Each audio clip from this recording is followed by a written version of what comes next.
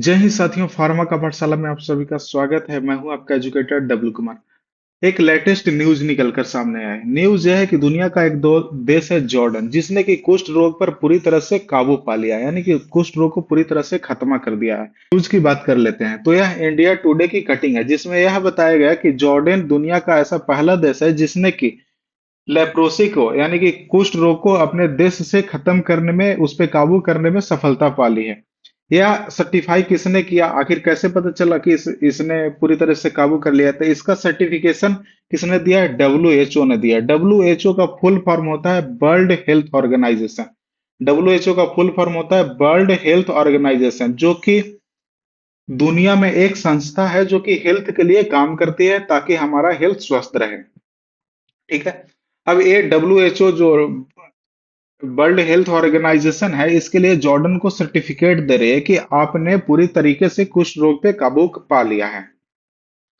अब बात करते हैं कुष्ठ रोग की। तो कुष्ठ रोग आखिर होता कैसे है? सबसे पहले, कुष्ठ रोग का दूसरा नाम इंग्लिश में लेप्रोसी है एंड अदर नाम क्या है? हेंसन्स डिजीज। दो कि यह एक बैक्टीरिया जनित बीमारी है और यह बहुत ही लंबे टाइम तक होने वाला बीमारी है। यह जनरली दो बैक्टीरिया के कारण होता है। पहला क्या हो गया? माइक्रोबैक्टीरियम लेप्री, और दूसरा बोलते हैं इसको माइक्रोबैक्टीरियम लेप्रोमेटोसिस। यह दो बीमारियों के कारण होता है। यह हमारी त्वचा में मुख्य रूप से होने वाली बीमारी है, जिसके कारण क्या होता है कि हमारा त्वचा या मांसपेशियां सड़ गल के गिरने लगती है, जिसके चलते हमारा उंगलियां कट जाती है, पैरों की उंगलियां कट जाती हैं, हाथ की उंगलियां कट जाती है। हमारा स्किन गल के गिरने लगता है, जिसके चलते हाथ पैर पैरालाइज हो जाते हैं, नसों नसों को नुकसान पहुंचता है और अन्य ऊतक भी प्रभावित होते हैं। अब बात किया जाता है कि आखिर लेप्रोसी होता किसको है और कितने एज वाले को होता है। तो देखिए, इन जनरल लेप्रोसी सभी को हो सकता है, लेकिन मेजर जो देखा गया है, लेप्रोसी 15 से 30 साल वाले को सबसे ज्यादा होने की चांसेस रहती है, जिसमें कि करीब 95% इन्फेक्शन, अगर 100 आदमी को इन्फेक्शन हुआ तो करीब 95% उस इन्फेक्शन से बच जाते हैं, यानी कि उसको वो बीमारी नहीं होती, बस इन्फेक्शन होकर रह जाता है। क्योंकि हमारे बॉडी में क्या पाया जाता है? इम्यून सिस्टम पाया जाता है। इम्यून सिस्टम क्या करता है कि उस लेप्रोसी के इन्फेक्शन को मार के हमारे बॉडी से बाहर निकल जाते हैं, और बाकी जो 5% बचते हैं, जिनमें कि आपका इम्यूनिटी कमजोर होता है, एंटीबॉडी कमजोर होता है, उनको एक बीमारी होने की चांसेस होती है। अब इंडिया में अकेले बात किया जाए तो 2020 का रिपोर्ट है, जिसमें कि अगर दुनिया में करीब 1,14,000 केस रिपोर्ट किया गया, जिसमें कि अकेले अगर बात किया जाए तो करीब 55% केस कहाँ का था? भारत में था। भारत में करीब 55% केस था, करीब करीब 60,000 के करीब भारत में अकेले था। ठीक है। आप अक्सर देखे होंगे, स्टेशन पे जाते होंगे या बस स्टैंड पे जाते होंगे, जैसे कि कटा पैर का उंगलियां, हाथ के उंगलियां लेके लोग भीख मांगते दिख जाते होंगे, और इनका ये जैसे कि पैर का ये टिश्यू डैमेज है। तो ये जो पर्सन है, ये लेप्रोसी वाले पर्सन है, और लेप्रोसी से ग्रसित रहते हैं, जिसके चलते वो ऐसा करके दिखाते रहते हैं कि मेरे पास पैसा नहीं, और पैसा मांगते रहते हैं। अगर लेप्रोसी की बात किया जाए तो लेप्रोसी मुख्यतः तीन तरह का होता है। पहला होता है ट्यूबरक्युलोइडल लेप्रोसी, दूसरा होता है कि लेप्रोमेटस लेप्रोसी, और तीसरा होता है बॉर्डर लाइन लेप्रोसी। यह तीन तरीके का लेप्रोसी पाया जाता है।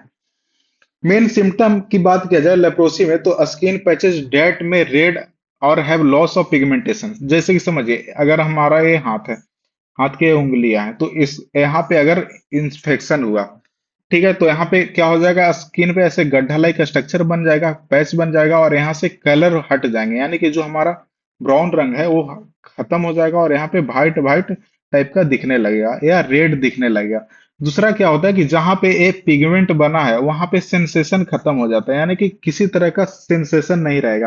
यानी कि वहां पे चुट्टी काटें या उसमें सुई चुभा दें या थप्पड़ मारे, कुछ भी करें, तो वहां पे हमें दर्द का एहसास नहीं होगा। ऐसा क्यों होता है? क्योंकि वहां के सेल डैमेज हो जाते हैं, जिसके चलते ऐसा देखने के लिए मिलता है। तीसरा अगर बात किया जाए कि हैंड फीट आर्म और लेग सिस्टम में हमें झुनझुनी जैसी समस्या देखने के लिए मिलता है, कि जहां पे भी लेप्रोसी होगा वहां के चूंकि टिश्यू डैमेज हो जाते हैं, जिसके चलते नर्व सेल काम नहीं करते हैं, जिसके चलते वहां पे झुनझुनी जैसी समस्या देखने के लिए मिलती है। और उसके बाद जब यहाँ पे घाव होगा, यानी कि जिस इलाका में लेप्रोसी हुआ है वहां पे जब घाव होंगे तो वो पेनलेस होगा, यानी कि वहां पे जो भी घाव होंगे उसमें दर्द नहीं होगा, क्योंकि हमारा नर्व सेल पहले ही मर जाता है। और हमारा हाथ और पैर की जो तलवे होते हैं, यानी कि हाथ का पांव और पैर का जो पांव होता है, तलवा होता है, उसमें जलन जैसी समस्या देखने के लिए मिलते हैं। और लेप्रोसी के कारण चूंकि मसल्स डैमेज होते रहते हैं, जिसके चलते मसल्स बहुत ही वीक हो जाते हैं। और एक समय ऐसा आ जाता है कि हमारा जो मसल्स है वो काम करना बंद कर देता है और पैरालिसिस जैसी समस्या देखने के लिए मिलती है। Is leprosy contiguous? तो हाँ, लेप्रोसी है जो कंटीजियस होता है, लेकिन हाईली कंटीजियस नहीं होता है। अब देखिए, बात करते हैं कंटीजियस क्या होता है। मीन्स कि वो ऐसा चीज जिस जो कि एक आदमी से दूसरे आदमी के कांटेक्ट में आने से क्या हो जाता है, फैल जाता है, तो उसको क्या बोलते हैं, कंटीजियस। जैसे कि कोई आदमी इसको कुछ बीमारी था और जैसे ही छू लिया, ठीक है ना, या पास में आया या कोई छींक दिया या उसका तौलिया यूज कर लिया, तो इस तरीके से जो भी हो रहा है और तुरंत हो जा रहा है, तो उसको क्या बोलते हैं, कॉन्टीजियस। जैसे कि आपका कोविड था कि तो यह कॉन्टीजियस होता है, लेकिन हाईली कॉन्टीजियस नहीं होता है। मीन्स कि हम पहले भी देख चुके हैं कि अगर 100% में बीमारी होगा तो करीब 95 लोगों को सिर्फ इन्फेक्शन होके हो जाता है, इसमें बीमारी नहीं होती। सिर्फ 5% लोग इससे अफेक्टेड होते हैं, वो भी तब जब कोई पास में आदमी आकर छींके, खांसे और उसके संपर्क में आए, या डायरेक्ट जो हाथ पैर का फ्लूइड है उसके संपर्क में आए, तब ये बीमारी होने की चांसेस रहती है। ऐसे बीमारी नहीं होती है। अगर ट्रीटमेंट की बात किया जाए तो इसमें मल्टी ड्रग थेरेपी यूज किया जाता है। मल्टी ड्रग थेरेपी को ही शॉर्ट में क्या बोलते हैं, MDT, multi drug therapy. Multi drug therapy क्या होता है, तो देखिए, मल्टी ड्रग थेरेपी एक एंटीबायोटिक का कॉम्बिनेशन है, जिसमें कि बहुत सारे एंटीबायोटिक आपस में मिला करके दिए जाते हैं ताकि सभी उस पे काम कर सके और उसको खत्म कर सकें, जिसमें कि मेजर चार हैं जिसको हम पढ़ने की कोशिश करते हैं। पहला और प्रमुख की बात किया जाए तो वह है रेमफेम्पिसिन। यह एक बहुत ही पावरफुल तरह का एंटीबायोटिक है, जो कि मल्टी ड्रग थेरेपी में यूज होने वाला सबसे प्रमुख आपका एंटीबायोटिक है। इसको एमडीटी में देते ही देते हैं। दूसरा क्या हो गया, डेप्सोन। डेप्सोन बाकी सब है जो कंडीशन के अनुसार दिया जाता है। जैसे कि अगर डेप्सोन की बात किया जाए तो किसी पर्सन का बीमारी है जो कि 1 साल से ज्यादा है, जैसे कि 2 साल 3 साल हो जाए या उससे ज्यादा हो जाए, तब उसको रेमफेम्पिसिन के साथ डेप्सोन दिया जाता है।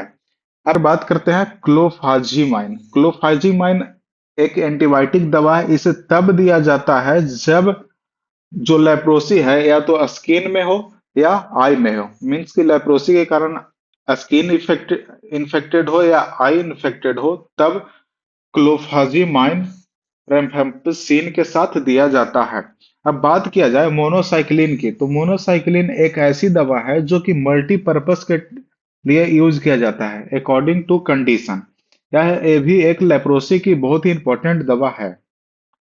अगर प्रिवेंशन की बात किया जाए तो हमें कोशिश करना चाहिए कि जो भी संक्रमित व्यक्ति हो उसके पास बहुत ज्यादा नजदीक न जाए, उसके घाव को छुए नहीं, और इसका अभी तक कोई टीका बना नहीं है तो कोशिश करिए कि BCG का टीका ले। ठीक है ना, BCG का सब कोई टीका ले। ये बहुत हद तक क्या करता है कि कुष्ठ रोग को होने से बचाता है।